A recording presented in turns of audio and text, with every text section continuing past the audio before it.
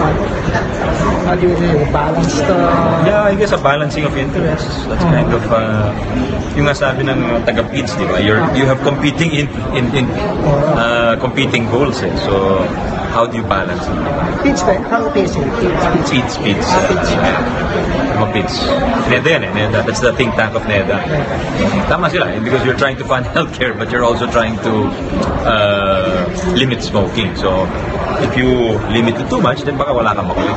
I think that's what you want to avoid. Comparing din ba yung arguments on the byproduct? Yung sabi nila, yung experience ng sinasite ngayon, yung Malaysia, Singapore, there's a tax freeze now because of the byproduct of smuggling. Byproduct of smuggling. No, definitely, I think the experience in the past year showed that when you increase taxes on tobacco, there's really a result.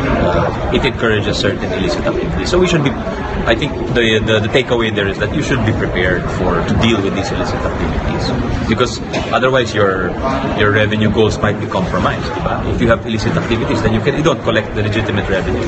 So yung sponsorship niyo kailan? Well, hopefully by Wednesday, but